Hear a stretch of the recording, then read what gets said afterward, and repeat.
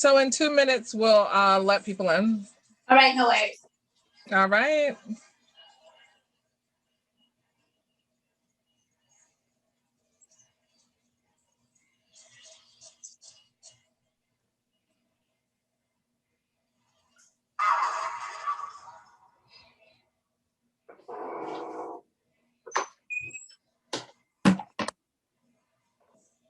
Hello, how are you, sir? Brother Alan Wright. I see you're connecting. Hello, friend.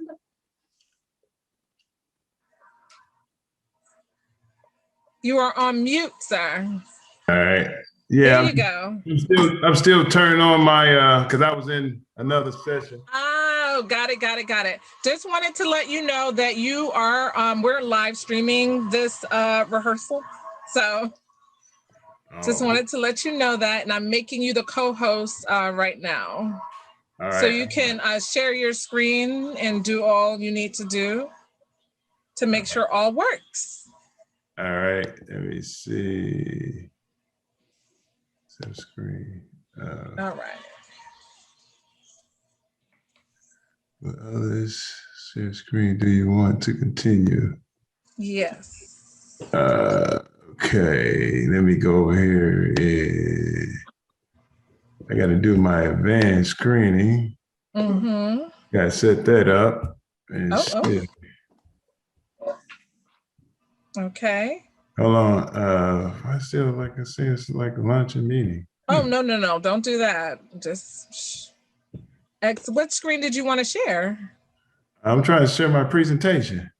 Is it in a PowerPoint or is it in online? Yeah, it's on PowerPoint. Oh, there you go. Boom.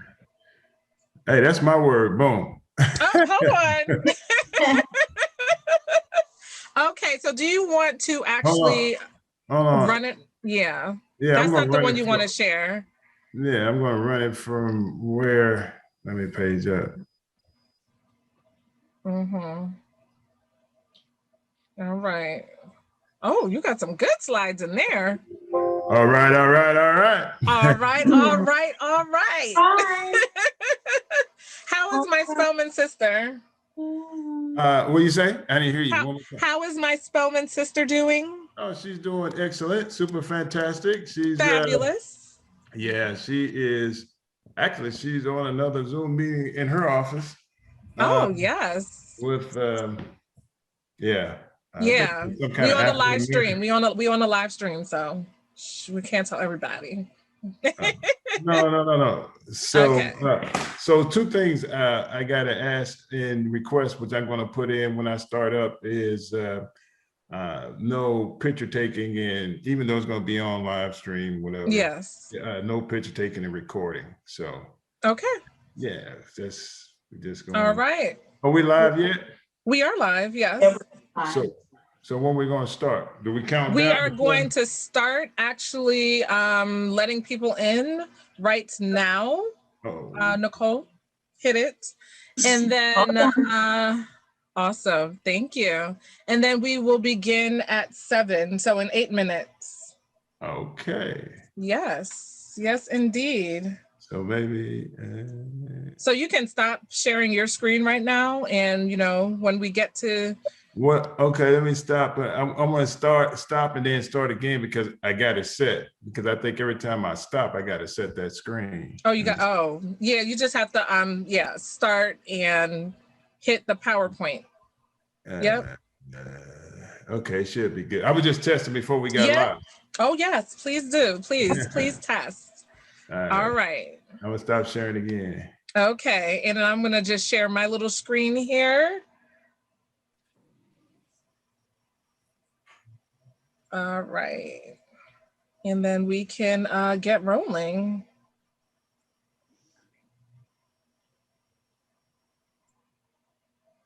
Yep, we'll be starting very soon. 7 minutes.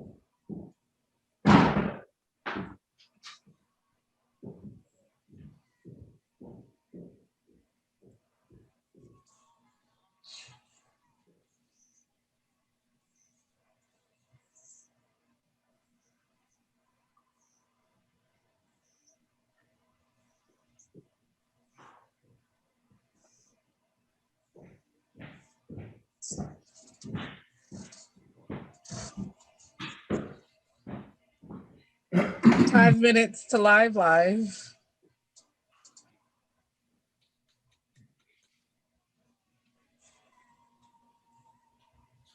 Good evening, everyone. Welcome to Bible study.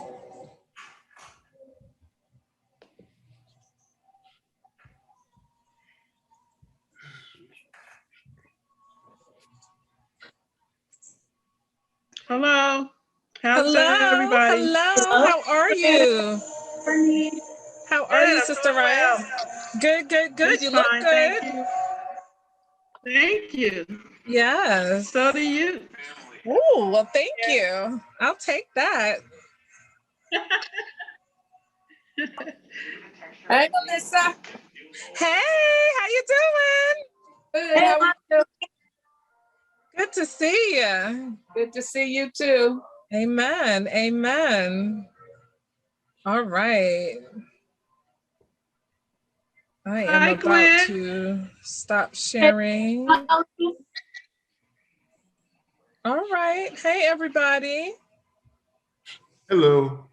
Good evening, everybody. Good evening. 4 minutes to start. Let me play some music for us, though, while we're in here.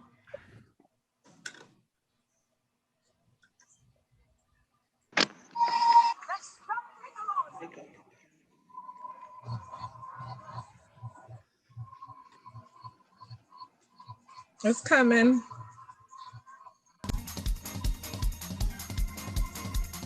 Say this, no weapon formed against me shall prosper.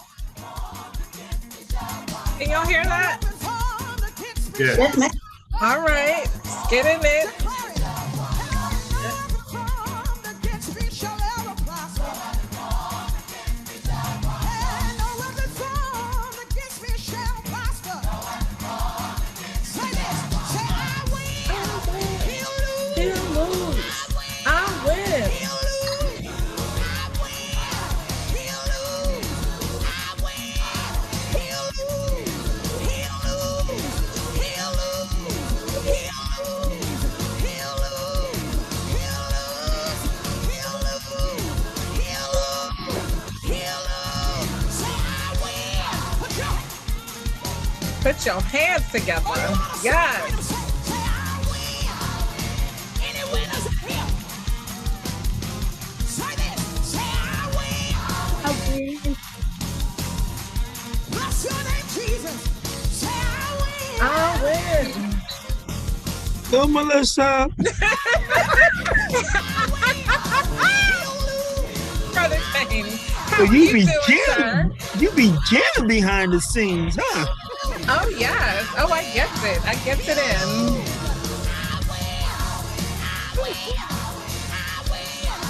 Hey, Nicole, I see you over there.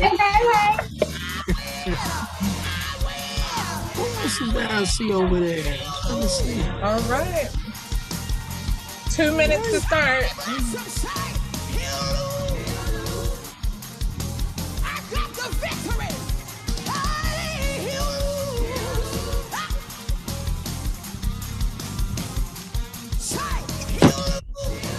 Do I have any free people in here that don't mind giving him glory? Give him the glory. Yes. I'm free to bless him. Hey, say I'm free. I'm free. Thank you, Jesus. Let's say it again. There you go. I'm free. I'm free. I'm free. I'm free. Free to bless him. Free to worship him. Free to love him. Free to serve him. Say I'm free. Now bless him like you're free.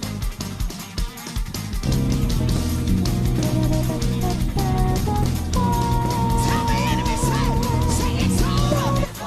It's over. It's over. It's over. It's finished. It's done. It's over. It's over. No more pain.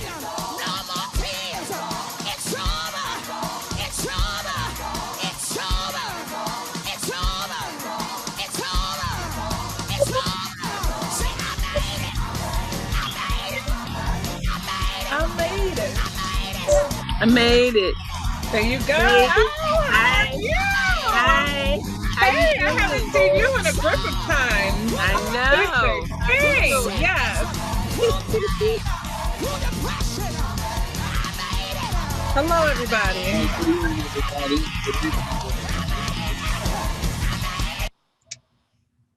Good evening, everybody. Praise God. From whom all blessings flow. We thank God for the presence of each and every one of you tonight. And thank you so much for joining us for our Bible study time, the Village Bible Study. See a lot of mics on. If we can mute everybody.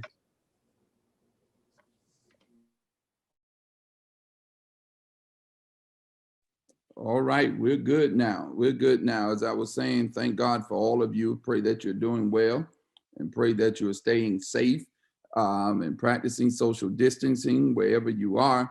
And I pray that you are enjoying the favor of the Lord. Our word this morning was extravagant. That was our prayer and devotion focus this morning. When David, he went and he heard about Obed-Edom's house and how the Lord had prospered that house and how the Lord prospered Obed-Edom. And David got excited and David started dancing. According to the Message Bible, he danced extravagantly. He did not care who was looking. He did not care who was around. He danced extravagantly because God had blessed Obed-Edom's house. Catch that. Before God blessed his house, the same way he blessed Obed-Edom's house, David started dancing extravagantly. And so that's been my focus this month, to give you a reason to dance extravagantly as it relates to your finances and how the blessings of God can be handled by you as an individual, can dictate where you go and how you prosper as well, because the Lord puts it in our hands, but it is our responsibility to take care of what God has entrusted unto us. So as people are steady coming in and our numbers are increasing on Facebook, on YouTube, on our website, and also on Zoom, let us also be mindful we are on so many platforms, various platforms. Muted again, but I unmuted myself. So people are watching us from all over. And so we thank God for this virtual space and virtual time. Let us pray. God, we honor you. God, we bless you. God, we exalt you. God, we thank you for your goodness and for your mercy. Thank you for your extravagant kindness, extravagant mercy, extravagant love, and extravagant blessings. You have been a generous and wonderful God. And now as we come tonight to learn even more about the importance of that which you entrust to us financially, so that we can be good stewards of the resources that you have entrusted to us. We pray and thank you now for our very own brother Alan Wright, who will share with us tonight. Pray now, God, that you give him the wisdom that he needs in order to share with us what he is knowledgeable of and what he is a professional in. And so, God, we pray that the hearers will be blessed as a result of joining us tonight. In Jesus' name we pray. And all of God's children said, thank God, and said, amen. Amen. Well, welcome again tonight to our Bible study, our time of study, the Village Bible Study. And we are continuing our series of sisters and brothers in this month as we are making our way to Holy Week next week, and then Palm Sunday this Sunday, and then following that Resurrection Sunday. Here we are still virtual because these new variants and all of this other stuff out there and the slowfulness of the vaccination in some areas. But here we are. We thank God for this platform and thank God for giving us this platform tonight. And so tonight we continue that series. You've had various persons to come before you. I will say it again unto you. I don't bring anybody before you that I don't feel is worthy of this platform. And I don't bring anybody before you that I feel would not be someone you can consult with and reach out to beyond this platform. And we, of course, will share all of those things. And Brother Wright will share his contact and all of that stuff. I want to encourage you. I would not have brought him tonight if I didn't think he has the knowledge and the skill set to be a blessing to your life and a blessing to your family. Brother Alan Wright is a member of St. James. He worships along with his wife, primarily at our South Campus, South Orange, at SOPAC campus. They joined, I believe, about a year or two ago in South Orange, and it's been a blessing being their pastor. He's sitting down tonight, so you all really can't see how tall he is. He's really got to be about 6'8", 6'9" in that area. He played, of course, college basketball, and he also coached basketball for a great period of time before he went where his passion and where his dream was, which is where he is right now. And so he takes serious this financial and the importance of finances. The only ought I have against Brother Wright, if there's such thing as an ought, is because he's a member of Alpha Phi Alpha. But I try not to hold that against him. But that's of his choosing, and I try not to hold that against him. So I don't want to hold tonight because he's going to present, and then as you all know, there'll be a time of dialogue and interaction between Brother Wright and myself, and then the questions will be put in the chat. The questions on social media will go in the comment section, and our team will try their best to locate all of the questions and try to get them to me to ask. But you got to be patient, but also understanding, because you can't get it all within 45 minutes or an hour. You just can't get it all. And so we are just sharing, and I'm grateful for all the participants, especially Brother Wright, who is sharing their time without asking the church for a dime or charging us. They are sharing their expertise. Time is money, money is time. They make money off of time. And so he's given us his time tonight. And so I want you all to be blessed. Brother Wright, you have it now. Thank you so much for joining us tonight. Yes, on you. Thank you, Pastor Slaughter. I really appreciate the opportunity, and I'm going to do my godly best to present what God wants you guys to hear. And like I said, thank you for that opportunity. You could have asked so many other people, but you asked me, and I'm going to try my best to live up to your expectations. I know we're in this social media environment, and I need to get my presentation up and to see if I can share my screen for the presentation. Give me a second here. This not. I had this all set up before we came in, and I had to shut my screen down. Oh my goodness. That's not. Yes, sir. Take your time.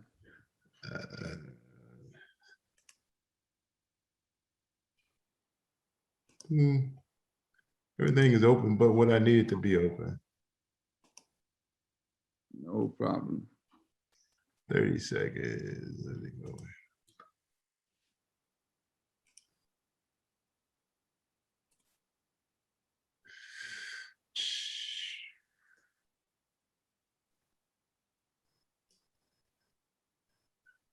Can everybody see my screen? Yes, sir. Just the slide, just the one slide. Yes, sir. Providing stability in a time of disruption. And that's all you can see, right? Yes, sir. All right, great. I'm titling this Providing Stability in a Time of Disruption, because we are in a time of disruption with this this environment that we're living in. Again, I'm Alan Wright. I'm a financial service professional and agent with New York Life Insurance Company and a registered rep offering securities through non-life securities. I've been with New York Life for over 10 years. And so I just wanted to share there's some of my contact information here, and then I'm going to share it at the end. There's a little housekeeping that I need to put out there for today's presentation. And that disclosure statement is, and I'm going to read that. This informational and life insurance sales presentation, please note that the individual situations can vary. Neither the information presented nor any opinions expressed constitutes a solicitation for the purchase or sale of any specific security. Neither New York Life Insurance Company nor its agents or affiliates provide tax, legal, or accounting advice. Please consult your tax, legal, or accounting professional before making any decisions. Please do not take pictures or record this presentation. Just have to put that out there. And as me as a financial service professional, I help people to be ready for when life happens. You know, provide these wealth strategy seekers and try to approach everything with a holistic approach. So here's some of the areas I currently work with, and I strive to be a trusted partner: financial security, retirement needs, college funding, estate conservation, lifetime income, and extended care. Here are some of the other advisors that I work with in helping with you as your attorney, your accountant, your home and auto agent, your HR benefits, and a trusted confidant, which could be your spouse, your parents, or maybe a loved one, a close friend. We are living in a time of rapid transformation change. All right, since the emergence of COVID-19, our normal routines have disrupted. Social distancing has created greater isolation, and much life looks very different. Life is growing more complicated and, frankly, even scary. It's hard to feel a little overwhelmed with all the changes and the constant chatter that we're seeing on the news and that's going across everything that we're seeing and hearing. All right. Work has changed dramatically. Some of us have lost our jobs. Our income has changed. We're trying to figure out when we're going to return to some type of normalcy. The financial markets have been very volatile at this time. Interest rates have fallen. What this means to investors and people to prepare for retirement. The government has also stepped in to provide some help, to help keep some of those jobs and help give us some help with our financial income. So, which tells us, so what has changed? New York Life, it hasn't. We are one of the largest and strongest mutual company in the US. We have helped people for over 175 years. We have built a surplus over 27 billion. We're ranked 73rd on the Fortune 500, and we are the highest ranking, we are the highest rated awarded insurance company in the US. Now, the part that Pastor Slaughter wanted us to talk about is these stimulus checks. I mean, the government, I said this government is stepping in and they're going to help us out. We're expecting about, I guess, 1,400 max in those checks. And about 85% of those households will start receiving those checks and possibly this week. With that being the case, the stock markets have seen a surge where a lot of people starting to invest. And people are kind of trying to think, what am I going to do with this money? Well, there are some things to consider. First, we want to pay off the essential, like food and shelter, which the checks were created for. Secondly, we could probably look at getting some portable life insurance to help create some generational wealth. And then thirdly, we can look at maybe a Roth IRA. We have a maximum of 6,000 that we can contribute to a Roth under 50 years old, and then we can go up to about 7,000 if you're over 50. Invested in the market.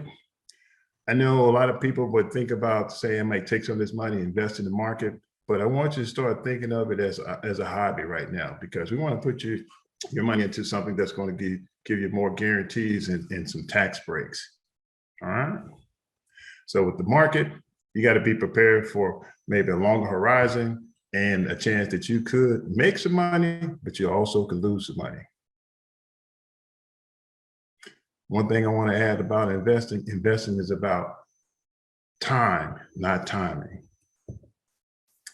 This is one of my quotes that I like to, share with my clients and people that I work with. Most people don't plan to fail. They just fail to plan. And that was quoted by John Bakley. When we start looking at what we need to do, we need to first protect what matters most. It's like building a house. We need to look at our foundation. And that foundation is, putting that protection in. This is the protection.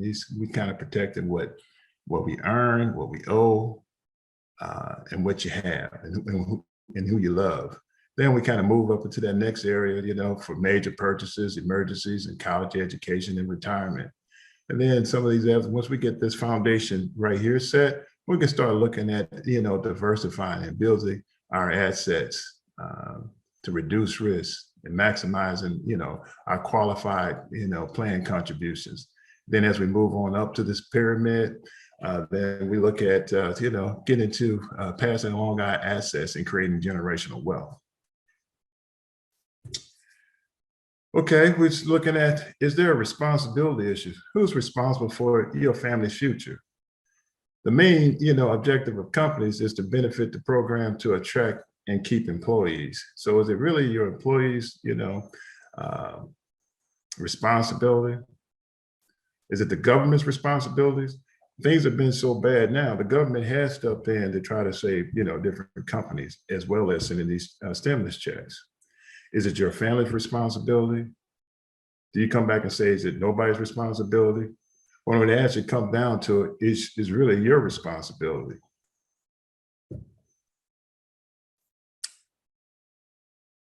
In the attempt to avoid, temptations of the world, we try to live a more, poised life. And some people confuse trusting in God and relinquishing all personal responsibility for this situation. In 1 Timothy 5:8, but if anyone does not provide for his household, he has denied the faith and is worse than an unbeliever. I got that out the New King James Bible, New King James Version, okay? And then I want to talk about irresponsibility versus responsibility. We always say faith without work is dead. What that means is that we can have the faith, but God wants us to go out there and put some work into what we're trying to do.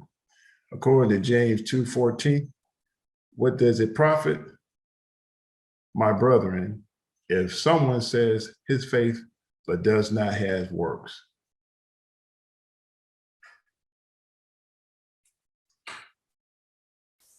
Another good statement I like to share with my people and my clients, I said, if you die with your wealth, you are a generational thief. And what we're trying to build on is generational wealth, and also helping you to use this wealth while you're living. The wealth strategy I would focus on today is creating financial stability and generational wealth with guarantees on a tax favorable basis. The wealth strategy secret that everyone should have in their portfolio, believe it or not, is permanent whole life insurance. Cash value whole life insurance is the only vehicle that can grow your money with guarantees, in addition with the compounding interest and dividends on a tax-free, tax-favorable basis. A lot of people only think about life insurance as a death benefit, but what I'm trying to help you change those paradigms and get back with that foundation. I can always invest with you, but I can't always, put a life insurance policy together for you. A lot of times when people call me, they're calling me when it's too late, or basically when somebody's passed away. First thing we look for is the life insurance policy. Now, even though those dividends are not guaranteed that we help grow those policies, New York Life has been giving those dividends for over 167 consecutive years. I'm going to give you some things to think about cash value whole life insurance that we don't think about. Maybe we don't even know about, but I'm going to try to help you with this wealth strategy secret to let you know that it's more than a death benefit. It grows your money that you can use while you're living. The money there is there when you need it. There's no hassle. You're not going through any credit checks or anything like that. We have competitive interest rates regardless of your credit rating. There's no outstanding debt left when you pass away. If you borrow or take money against your policy, there's no prepayment fees. There's no credit checks, and it won't show up on your credit report if you're trying to take money from or against your policy. There are some other benefits that I'd like to share with you that we're usually unaware that cash value whole life provides. It shows you, a guaranteed premium that never would increase. It's, also has guaranteed cash value growth. It has additional growth through dividends. And even though those dividends are not guaranteed, how long did I say New York Life has been giving them consecutively? Over 167 years. It's also grown in tax-deferred cash value growth. It's protected from creditors. This is huge. A prime example of that is O.J. Simpson. I'm not saying that he was innocent, but he had a big civil suit of, millions of dollars. He went to jail. He's back out. He's still driving a white SUV, which is a $400,000 Bentley SUV, and he's still playing golf and living on the golf course. So, but he does some good things. He had a pension, and then he had most of his cash in his life insurance policy. Also, there's tax-free to your cash value. I can show you how to use that cash value and against your policy and not necessarily pay it back until after you die. And this is income tax-free death benefit. This is the only thing that's going to pass through your estate tax-free. There's other options that you can put into there, which is, other riders like a disability or waiver of premium. If you become hurt and can't pay your policy, New York Life will pay that policy if you have that rider on there. Then there's a chronic care rider that if something happens where you need help, and we'll take some of that cash from that policy to help you with those 2 ADLs that you may need. That's like eating and sleeping, moving around and going to the restroom and things of that nature. Here's another slide that I share with my clients to show you the value of $1. I mean, we look at $1, we don't think that much of it, but what would $1 be if it doubled every year? And usually I don't show what that is, and a lot of my clients come back with, some pretty good guesses. But they never really guessed that it's over $1 million. All right, so over 20 years, we got over $1 million plus. Now, the second question that comes into play is, if that dollar doubled every year, but was subject to a 24 tax bracket, what would it be in 20 years? People will come out and guess again, I will help them say, is it half of that, a quarter of that? And when you look at it, it's about $81,000. That's almost $1 million lost in taxes. So a lot of times we don't realize what taxes really, how they really impact us, but that's where we come in and we have the vehicles, even though I'm not an accountant or CPA, I work with those professionals quite closely, so we can take advantage of showing you some of those wealth strategy secrets, so you can take advantage of it. I'd like to show you a couple other examples of how assets are put into our 3-bucket approach. All right. Here again, assets put money in your buckets, liability takes money out of your bucket. All right. Where do you want most of your money? And most of my people, when I'm talking with them, they say, hey, I want mine in, is it taxable now, or is it tax deferred, which is taxed later, or never taxed? A lot of people always check this box right here. They will say, hey, I would like to be in the never bucket. And that's great. Here's how the money is also broke down on what's qualified in those taxable buckets. Things like your savings and CDs, investment accounts, real estate, all of that is in your taxable bucket. Then in your tax deferred bucket are 401ks, your 403bs, your 457s, your IRAs, and your annuities. Okay.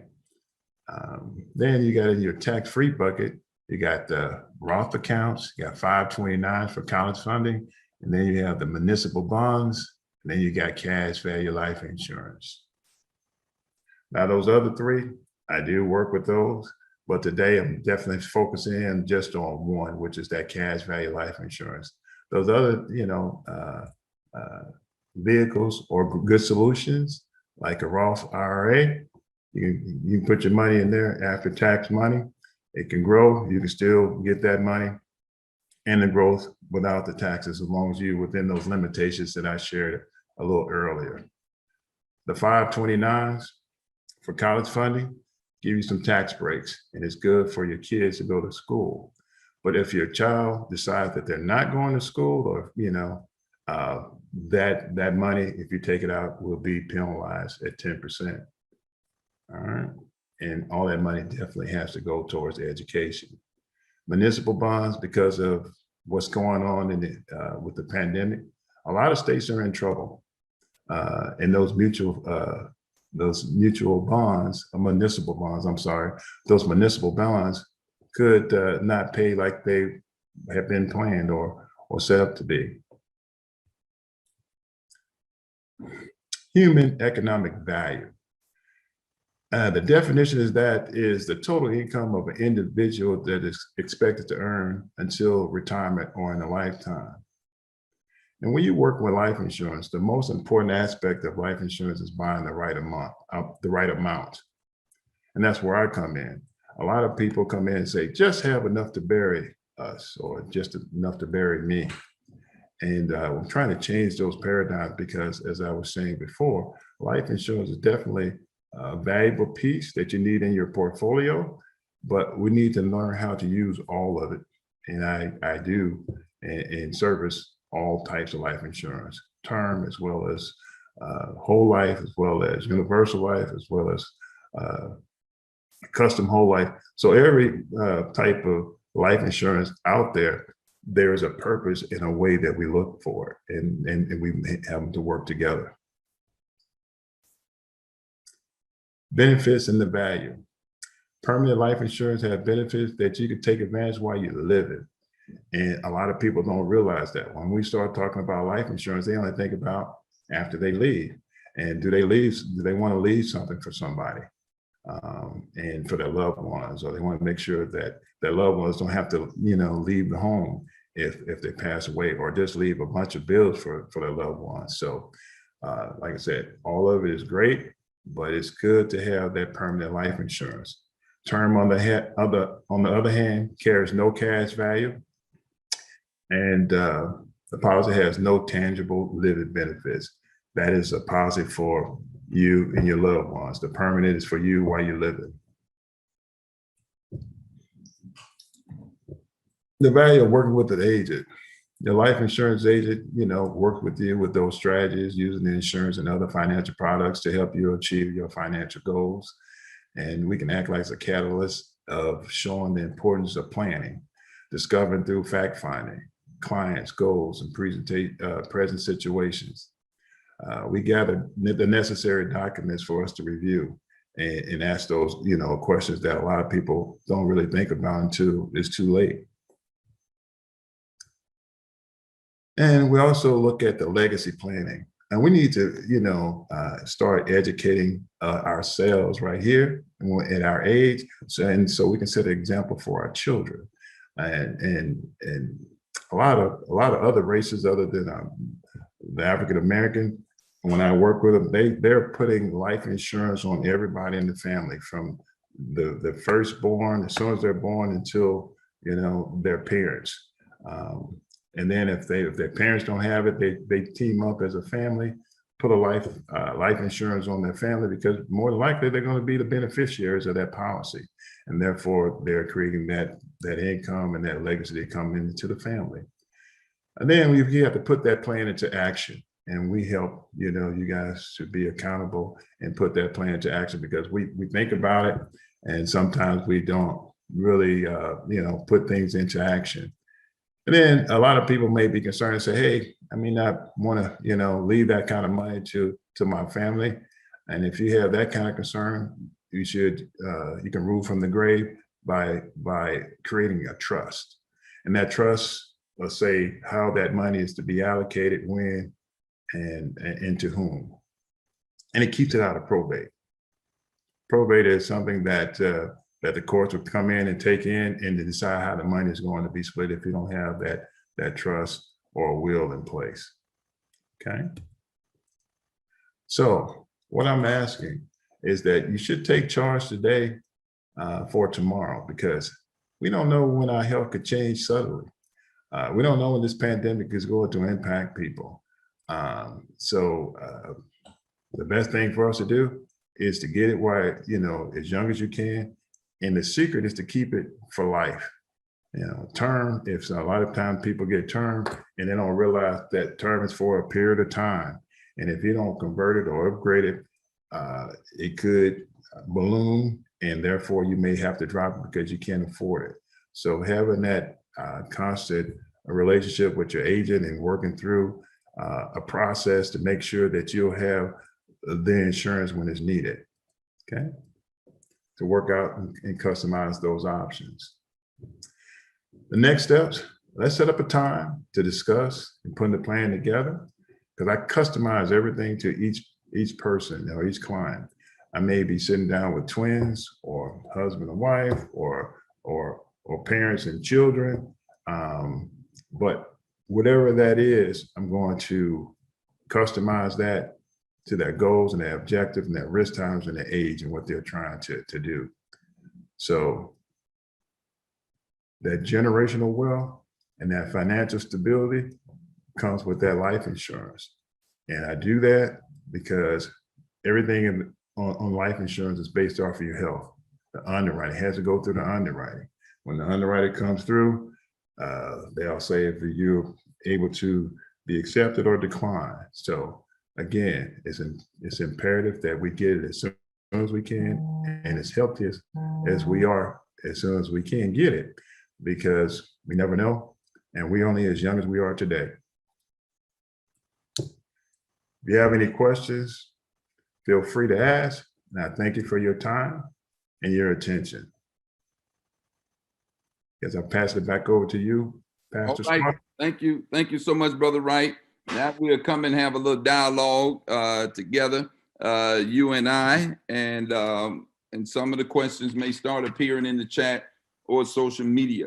And hopefully me kicking it off would make people feel comfortable. Usually it works like that sometime, and then they'll start putting information in the chat. Now, one of the things in your presentation that I caught, but it moved and I was unable to write it down. You mentioned generational wealth. I'll get to that in a minute, but you mentioned the IRA, and I think I saw two numbers, 6K or 7K. The Roth IRA. Are those annual projections that a person should be contributing, or monthly? What was the intent?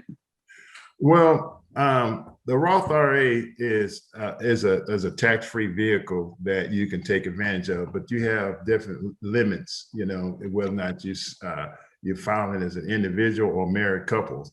And then you have a modified adjusted gross income that you have to, I guess, qualify for. But that contribution limit is the total that you can give per year. Okay. So if you're under 50, then you can give the 6,000. If you're over 50, you can do the 6,000 plus another 1,000 for the catch up. Okay. And so is that why some financial professionals suggest once you hit that cap number that you move over to the SEP IRA? Because I don't know if there's a cap on that. Well, most of the time people are trying to get into that Roth IRA because you're trying to, you know, stay within that adjusted income, and it fluctuates and it changes every year. The government changes how much you can you can put in during that year. So, but that SEP IRA is basically for people that's having, their own personal businesses that they're trying to put in place. I lost your picture there. Okay. Now, in speaking about that, in terms of that Roth IRA, that SEP IRA, and the Roth IRA in particular, is it your professional opinion that the best way to become, using your pyramid, the best way to become more offensive and aggressive is the best way to do that through automatic deductions from your checks into those various programs or investments or those portfolios, so that the money, the best way is it, the money not hitting your hands. If you do it the deduction route, you don't have to worry about spending it because you'll never get it in your hands. Yes, and it depends on the individual, but most people prefer to have it come directly out of their checking accounts. Okay. And that can be set up that way. And as a matter of fact, I do, especially in this pandemic environment, I never touch anybody's money. I'm doing everything electronically through out of their checking accounts at ETF. Okay. And I think, I know for me personally, that's the best way, that it never touched my hand, because if it touched my hand, man, that's dangerous. You think of stuff, you go get stuff you don't need or stuff that you've been aspiring for. And what I call it is, you'll find yourself eating your seed. You'll be eating your seed. And that's exactly what happens in some instance. People don't realize that they don't miss it. Not all of us need it. I mean, let's just be granted and honest. We need every dime we make. But if you don't allow it to hit your hand, it's hard for you to miss something that you're never able to touch. And so I think that's why the best idea is to send it directly to those deductions. See, because in our community, let's just be quite honest about it, we are mostly on the defensive, according to your pyramid. The great majority of us is on the defensive. We need to have that protection in place. And a lot of us don't put that protection in place because we have those misnomers about life insurance and some of the other vehicles. So like I said, my first recommendation with people is to get that foundation set for the life insurance. And then we can start moving up the pyramid with the investments, because I can always invest with you, but the things that's going to give you most of, some other tax breaks and can grow your money with compounding interest and dividends on a tax-free, tax-favorable basis is in that cash value life insurance. However, with that Roth, you can take your after-tax dollars, put it in there, and even if the growth as well as that money that you put in there up to that $6,000 is going to be not taxed. And that's the reason why people are trying to get it into that Roth as soon as they can. Yes, sir. To avoid those taxes. Now, Brother Wright, this thing goes way back. It goes way back to my childhood days. And when I say way back to my childhood days, I'm talking about 6, 7 years old. And some people gonna laugh now when I say this. When the only white man that could come in our community was the white man that was coming with them life insurance policies, knocking on your door and coming to collect those premiums or collect that life policy. And I never forget, because my mother said to me, in the only way that she could say it in a very articulate way, she would say to me, if you keep living like you trying to live and run the streets like you think you want to run the streets, that man that just left the house ensures that, now this is my mama, so y'all don't hold it against her, she's in heaven now. She said, this ensures that weeping might endure for a night for me, but joy gonna come in the morning. That's my joy that just left the house. Right. And then I finally understood what she meant by joy. That means you go out there, do something stupid and get killed, I got a policy on your head. That's true. The difference between that and, and I want to put that out there, there's a lot of companies out there, but the most important piece is to be with a mutual company when you're dealing with a life insurance and especially life insurance, a mutual company with a great history with all the highest ratings, with Standard & Poor's, Moody's, Finch. These are the companies that rate insurance companies. So every insurance is not, the company is not the same. When I said that we were the number one and the biggest and the baddest, that was not just Alan Wright talking. That was those Fortune magazine. Those are all those creditors and people that rate us saying that we're strong. So I do want to add this little story about the first Black that got into the big insurance business. His name was Cirillo McSween. He hitchhiked from Chicago to down on Madison Avenue in New York, about 62 years ago, okay? And he stayed out there for a good, couple of weeks saying, I want to be an agent. And then, so the CEO of New York Life, and this is one of the reasons that I'm there with New York Life, and he said that I'm going to let you become an agent, but guess what? 61 years ago, a little history, we were what was going on 61 years ago? Segregation. Yes, sir. So he said, you can't come into the building, but I'm gonna let you become an agent. And that agent became the number two agent in the company at that time.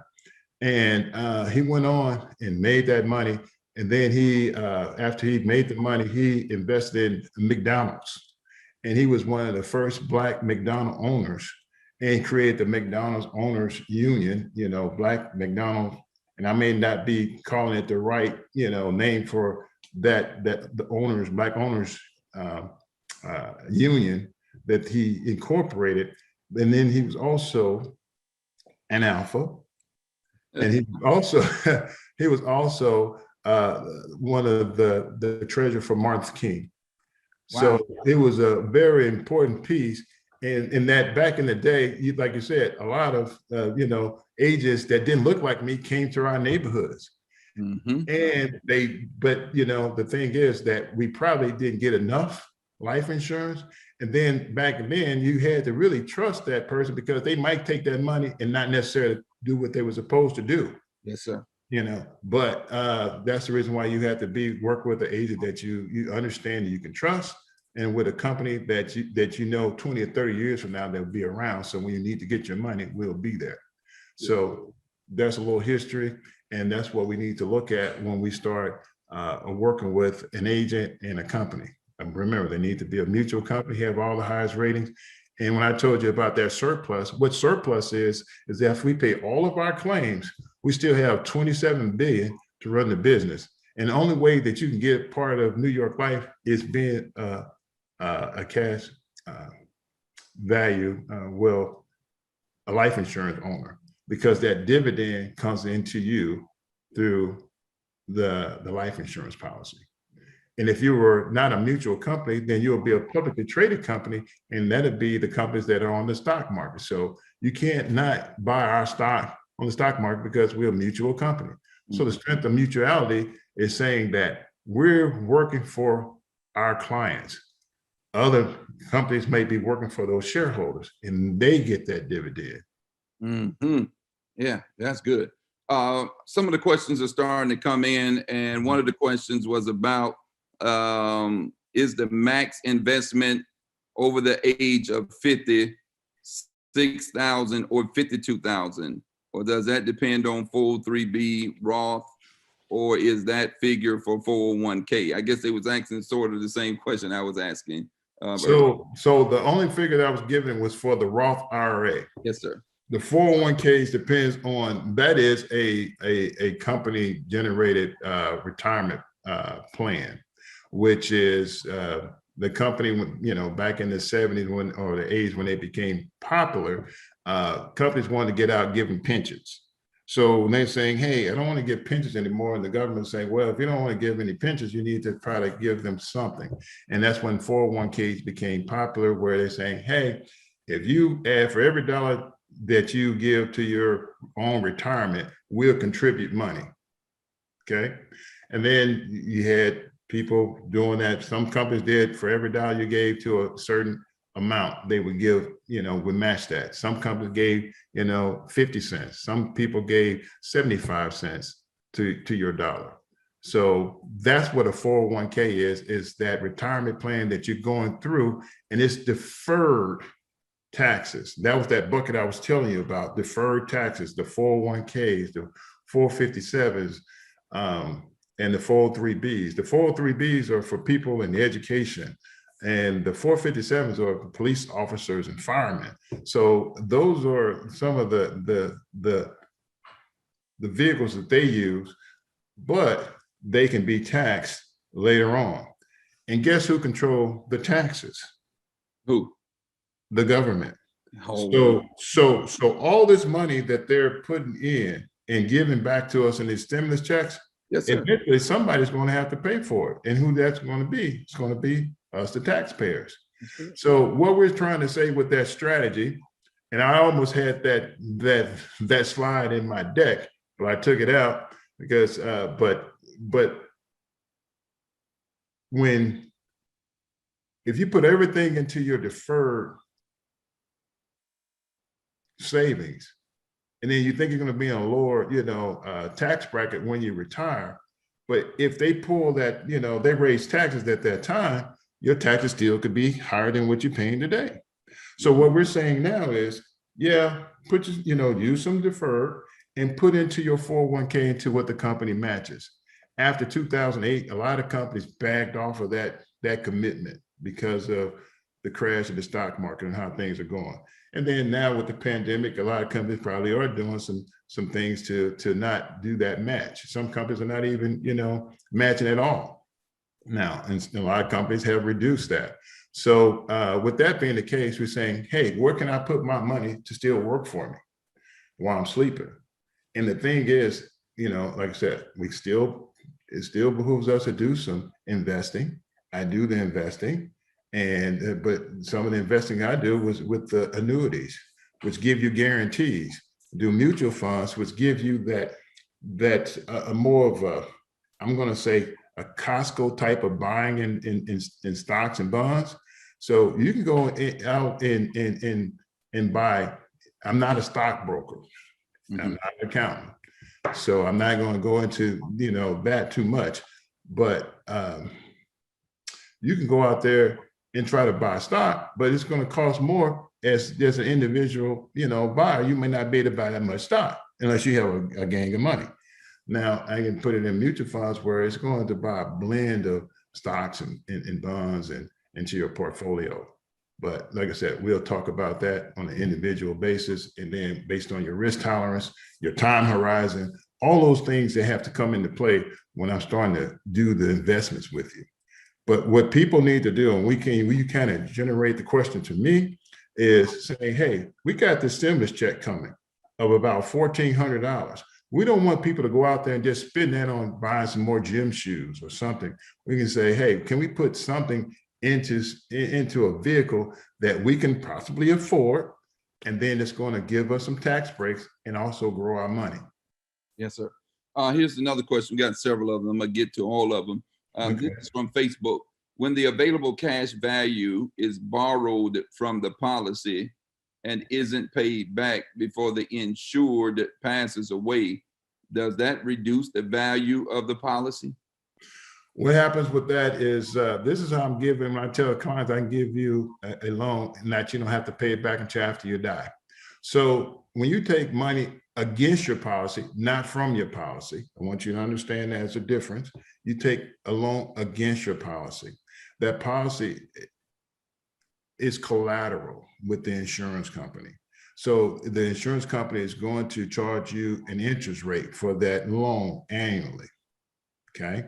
Now, give you an example.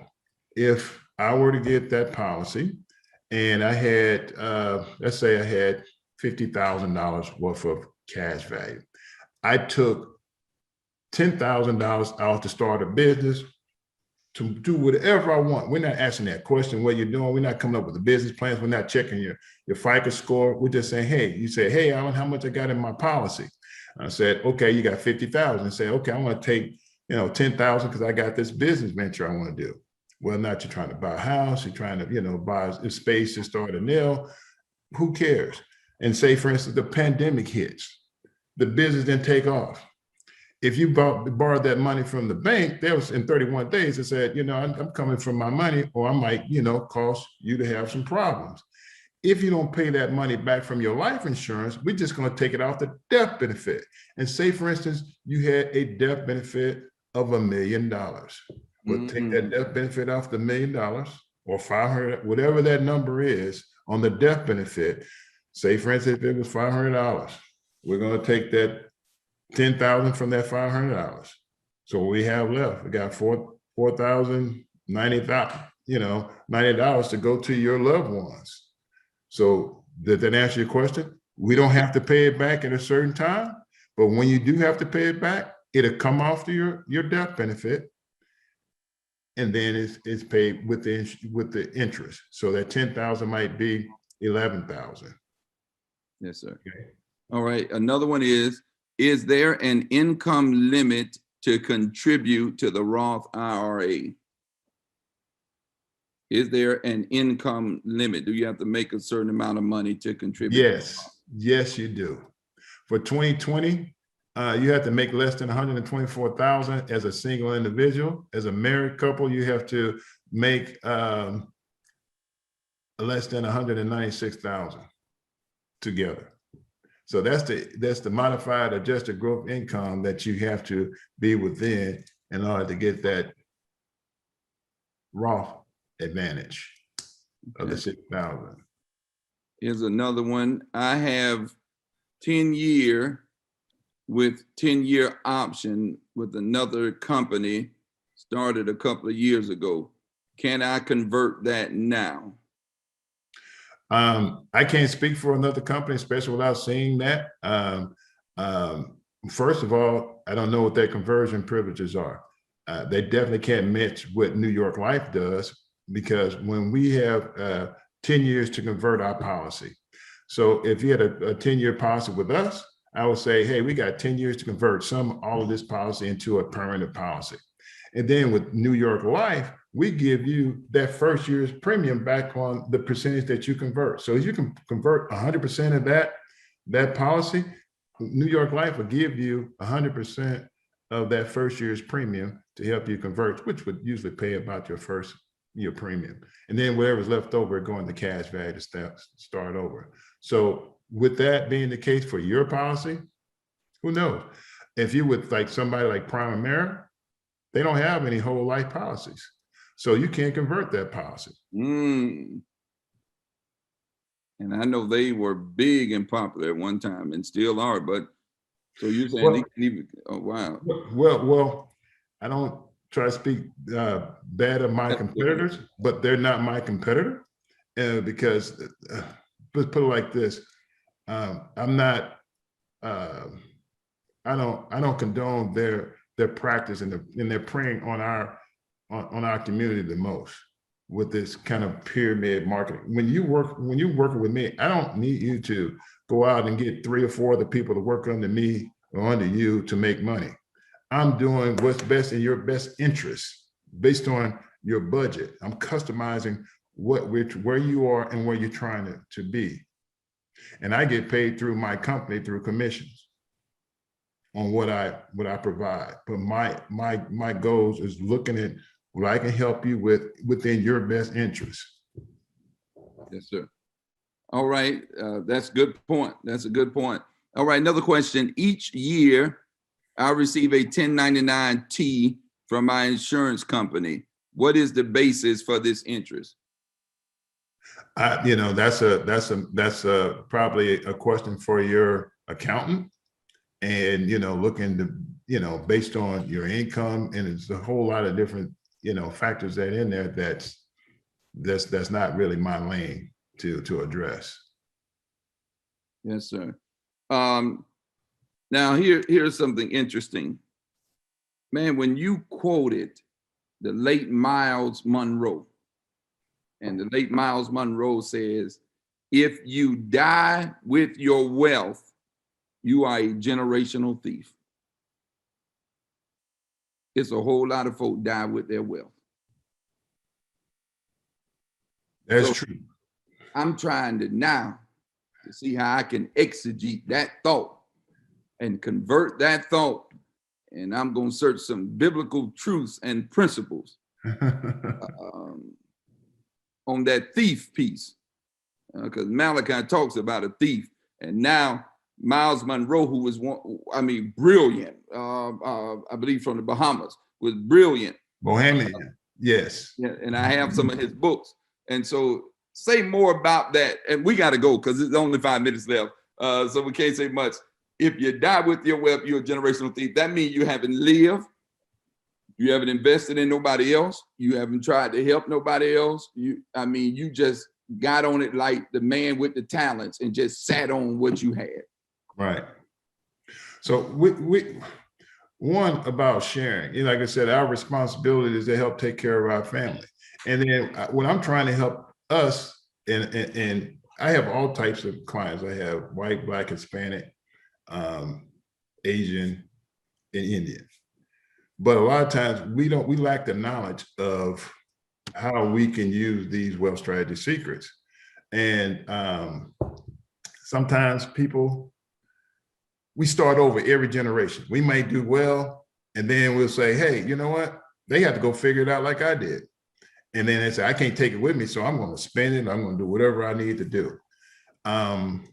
But what we're trying to, help educate you, saying, hey, I'm going to show you how to use this money while you're living, how you can continue to grow it with guarantees, with compounding interest and dividends, and still save something for your family, for your grandchildren and your great grandchildren, so they'll know who you are. If put it like this, everybody heard of Rockefeller, right?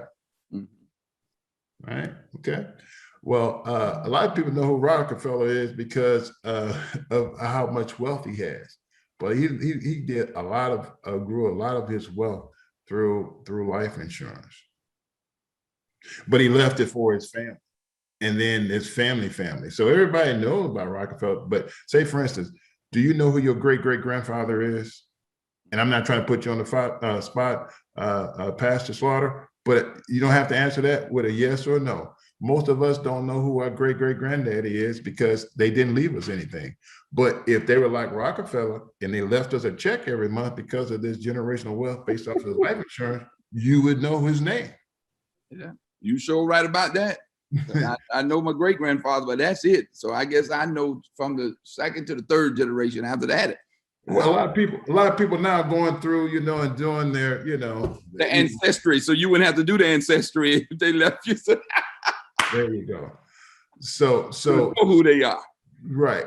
And so like I said, I'm looking at a holistic approach. So when you put the money in the bucket, I'm making sure that you don't have holes in your bucket. So something else that I still want to stress out there that I didn't put, because now we're talking a little, in a broader sense. Something else that's very important that we don't think about is extended care planning, is long-term care insurance. All right. Wow. Right now, a lot of us are taking care of our parents and we have our children. So we call it in the middle. But sometimes if our parents are too old or something has already happened, we can't give them that long-term care insurance. That is the hardest insurance to get. So you have to get it while you're still healthy and you're young, or as young as you can be, but the cost is down. But there's other things. The biggest erosions of people's wealth right now is a long-term care event. So now if you go to the hospital, they patch you up, whatever, where you break a leg or whatever, and then a couple of days later, they're going to send you home if you can. Then they're going to say, Pastor Law, who's going to be there, with you from 7 in the morning to 11 at night, and then 11 at night to 7 in the morning. If you need that, help with, going to the restroom, eating, getting dressed, whatever the case may be. And it doesn't have to be something physical. It could be dementias, Alzheimer's, Yeah. A lot of things that start happening where we as people start having to take on those responsibilities, and they put a strain on our families. But what also, so you can take time out now and put something in place, or you can say, I'm going to leave it to the government to take my money, take my house, and then put me somewhere that they want to do. And that's where you hear all the horror stories. Wow.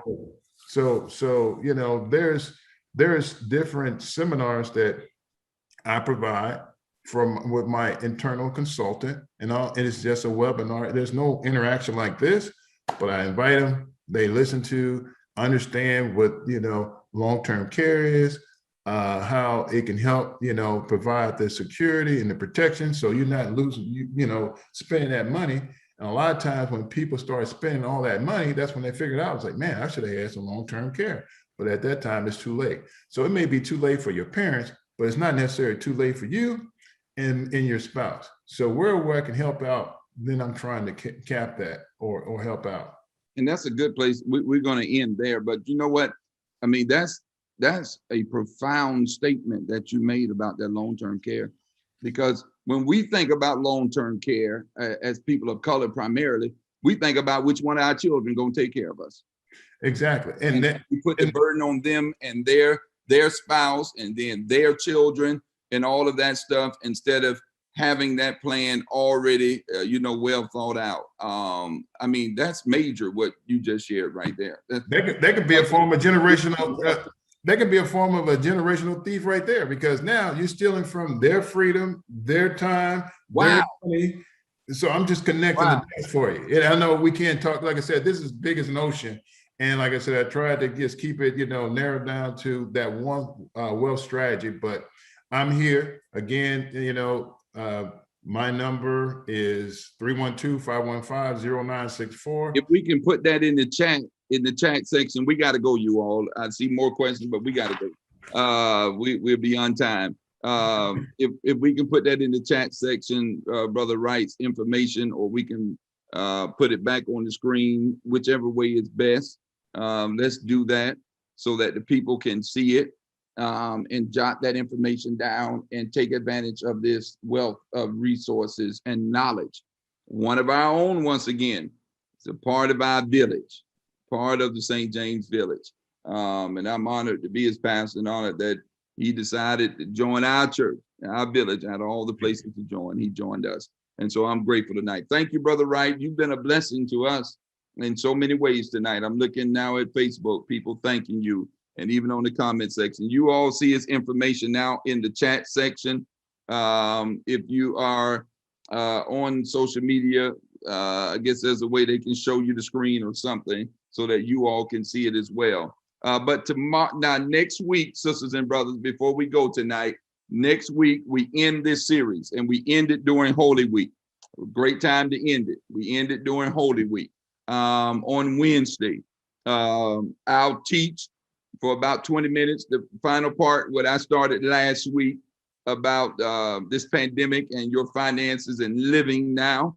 And then Mr. Willie Blaylock of Industrial Bank will come on and talk about the mortgage process and how to apply for mortgages, how to get your package ready, to get your credit right, your DTI score right. As he said, Reverend, it's a buyers and sellers market right now. It's a buyers and sellers market. And so I'm really want our people to be into home ownership. So he'll come on and he'll talk about that process. I actually referred somebody dear to me to him this morning. And by this evening, Willie Blaylock had them an approval letter by this evening so that they can make a bid on a house that they're trying to buy, their very first home. But the only way they was able to do it is because guess what? The brother, he's single, great man. The brother, a little bit younger than me, had over 800 score for credit. Over 800. That means he's taking care of his credit. I told y'all sisters about that last week. Y'all looking for men and looking at their physique. You better be asking about the credit score. Can you go buy some groceries? Can you get anything on credit in your name? People can be driving a Bentley and be parking it at their mama house. And you all enamored by the Bentley and how great the car look. And he going to live in the house with his mama, or she going to live with her mama or her brother or her relative. You better get your business right, sisters and brothers. So next week, Willie Blaylock will be on from Industrial Bank, used to be City National, now it's Industrial Bank. Great friend, great brother, works closely with Reverend Garvey as well. And so he'll be on, and I don't want you all to miss it. It's going to be awesome. It's going to be phenomenal. And I'm looking forward to that. That's how we're going to end it. And then April 1st, Sister Josephine Horton has shared with me that the 100 families that will receive the gift card. And I prayed about that, that the families are in need, that these are not persons that are not in need. I hope those that are coming to get these cards are really in need, because if you're not, you're taken away, in the words of Brother Wright tonight, you're a thief, because you're taken away from the people that really need those cards. So I pray that everybody that's getting the cards really need them. That's April the 1st. You've already been contacted. I spoke yesterday with the owner of ShopRite. That's where the cards are coming from. These ain't Visa cards, so you can go anywhere, everywhere. No, these are grocery store cards, so you can go get some groceries. I spoke with the owner of ShopRite in Newark, and he heard about it. I shared it with him. He said, you know what, Pastor Slaughter, that's a great thing. I'm going to give you a discount on those gift cards. You can decide whether you want to take the money and save on your end, or do you want me to give you additional gift cards? I chose the additional gift cards. And so ShopRite has given us 8 more gift cards, eight more $100 gift cards to go with our giveaway. And Sister Horton has already contacted the next 8 people on that list, the next 8 persons on that list, the next 8 families on that list. So we're trying to meet needs, sisters and brothers. There is a need, and we're trying our best to meet it. We're able to do it because people pay their tithe and their offerings. People pay their tithe and their offerings. And so now your money is going to be a blessing to somebody else. Then God is going to bring it back to you, pressed down, shaken together, and running over. I love y'all. I'm glad to be your pastor. Mighty excited to be your pastor. I'm glad that you are part of the village called St. James. For those that are aggravating, no, I'm not going to say aggravating.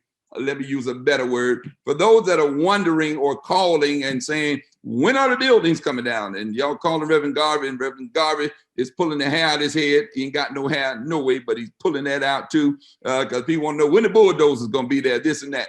Well, sisters and brothers, they had to cut those buildings. Those buildings at one time were just one building. They were just one building. And then they started subleasing them out and putting walls up between the buildings. And so now the demolition company has to go in and cut those walls individually. So when we knock that building down, it won't knock the homeowner property down that's already committed to selling, already got put a price on the table. The attorney is already negotiating that so that his house won't be knocked down. So it's very meticulous. So long story to all of this, by Monday, you'll see the big bulldozers and you'll hear the big booming and booming and boom and all of that. And you'll see the big dumpsters carrying everything away. So if you're excited about seeing that, go on Monday. You'll be able to see all of that. But when you go, pay your tithe on Sunday, because they had to cut them buildings. That's an additional $7,200 that we got to pay on the demolition. An additional $7,200 that we got to pay, because they had to slice those buildings, cut those beams, and cut them individually. So when you go to see the boom, make sure you make a boom with that text to give and that online giving, or put a nice stamp on it and send it to the church. Your tithes and offerings at work. All right. Love y'all. See y'all on Sunday. Y'all will see me, but I'll be looking at your name to see you all. In the meantime, y'all celebrate my baby. Her birthday is Friday. Kellen Schuyler will be 16 years old. And I can't wait. I'm excited about it. 16 years old. I'm going to post a sermon in a few minutes. I want y'all to go look at this sermon by Dr. Maurice Watson. The best sermon I have ever heard on the bridegroom text. And he asked the question in the sermon with Jesus and John the Baptist. And John said that the church belongs to Christ. Christ is the groom and the church is the bride. John says, it's not my church, it's his church. And Maurice Watson asked the question, what in the world have y'all done with my wife? That's what God is asking. What have you done with my wife? What have you done with my church? And the question is, some have pimped the church, some have prostituted the church, some have used the church. But the church belongs to Jesus Christ. And I would hate to have that indictment on my head when it's time for me to see Jesus. But I'm going to post that sermon. And one of the question he asked, he says, so many pastors' children hate the church because their daddy spent more time with somebody else's wife. The church is Jesus' wife, not mine. I'm just one of the, I'm just the best man. but the groom is Christ. Y'all got to go listen to that sermon. 17 minutes. It'll bless your socks off. Y'all have a good night. Love y'all. May the Lord bless you, and may the Lord keep you, and may the Lord allow his face to show enough shine on you. Have a good night. Love y'all. Have a good night. Facebook, love y'all. YouTube, love you all. Website, love you all. Zoom, love you all. Come on, let's unmute everybody. Y'all have a good night. Everybody have a good night. Everybody. Good night. Thank you, Good Dr. night. Christ. Good night. Good night. Thank you. Daughter. Thank you. Night. Thank you, Brother Ray. Night. Have a good night. And everybody. My camera went off. I don't know what happened to it. Good night, everybody. Hey, Joanne. Good night. Good night. Good night. Brother Peterman. Good night. Hi, Carolyn. It's good to see you, Carolyn Waters. Hi, Carolyn. I said, on my mind, that money needs to be. Lady, no, you have to move it around. Very good. You turn your phone back on. No. Nicole picking her hair as always. Night. Hey, Nicole.